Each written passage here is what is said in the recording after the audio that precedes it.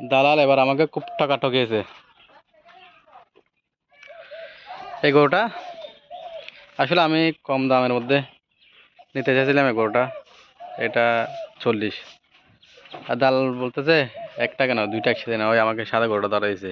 এটা খাওয়া দাওয়া, আসলে খাওয়া দাওয়া ঠিক আছে মোটামুটি, একটু কিছু ভিটামিন টিটামিন জাতীয় ভালো সুষম খাদ্য দিলে চলে আসবে। তারপর কী করবো, লস হয়ে গেলে এবার গরু কেনাতে। এটা দেখেন, এটা মোটামুটি আপনার গরুর শিং ঠিক আছে। তারপর মোটামুটি যেটা বোর্ডে সব ঠিক আছে, মোটামুটি খারাপ না। এগুলো চলে আসবে আস্তে ধীরে, কিন্তু আপনি বাজারে গিয়ে দালালের কপ্পরে শেষ।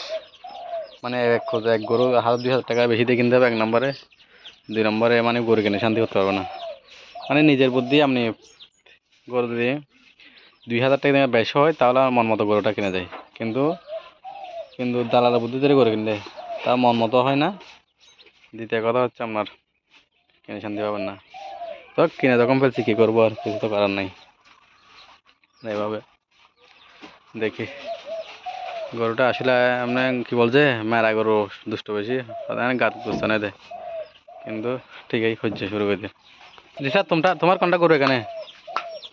তোমার কোনটা নাও, তোমার কোনটা কোনটা নেবে নাও।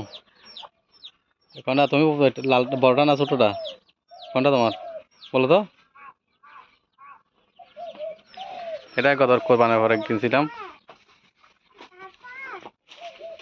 মোটামুটি ঠিক আছে। এটা ভালো দাম, আর শাহিওয়াল। তো দালালের কারণে বারবার ঠকে যাই। গতবারে কেনার সময় আসলে দালাল পূর্বে ঠকে গেছি, এবারও সেম।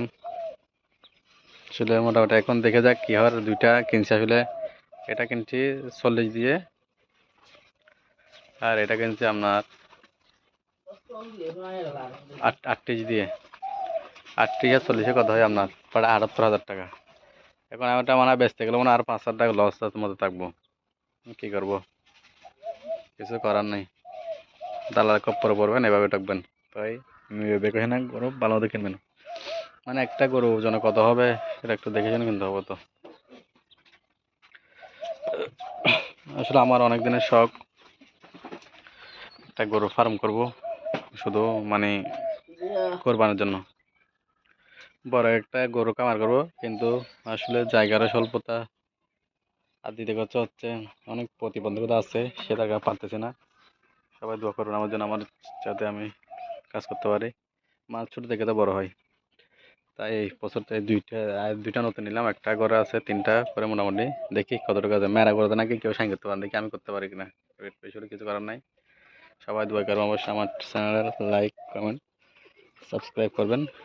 সবাইকে ধন্যবাদ। আসসালামু আলাইকুম।